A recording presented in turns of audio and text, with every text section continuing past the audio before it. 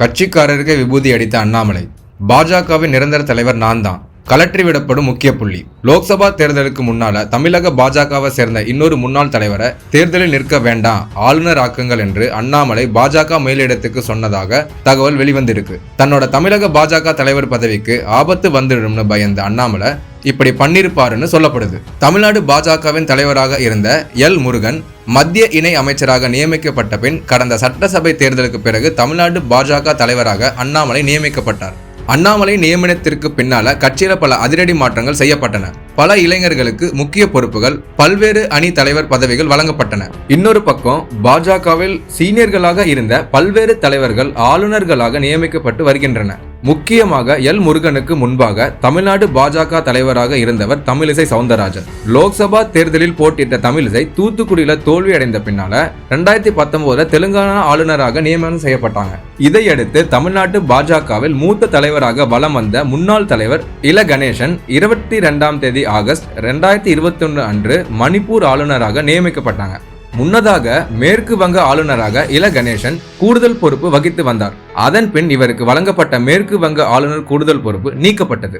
மணிப்பூர் ஆளுநர் இல கணேசன் அதன் பின் நாகாலாந்து ஆளுநராக நியமிக்கப்பட்டாங்க. தமிழ்நாட்டு பாஜக தலைவராக முன்பு இருந்தவர் CP ராதாகிருஷ்ணன். இவரின் பெயர் மீண்டும் தமிழ்நாட்டு பாஜக தலைவருக்கான லிஸ்டில் அடிபட்டு வந்தது. தமிழ்நாட்டு பாஜகவில் உட்கட்சி மோதல் நிலவி வரும் நிலையில் இவரின் பெயர் மீண்டும் தலைவருக்கான லிஸ்டில் அடிபட்டது. கடந்த சில மாதங்களாக தமிழ்நாட்டு பாஜகவில் பிரச்சனைகள் நிலவி வருகின்றன. திருச்சி சூர்யா டெய்சி விவகாரம், காயத்ரி ரகுராம் விவகாரம், அலிஷா விவகாரம் என்று பல்வேறு விவகாரங்கள் சர்ச்சையாகின. இந்த நிலையில தான் CP ராதாகிருஷ்ணன் மீண்டும் தலைவராக போறதாக செய்திகள் உலாவ தொடங்கின.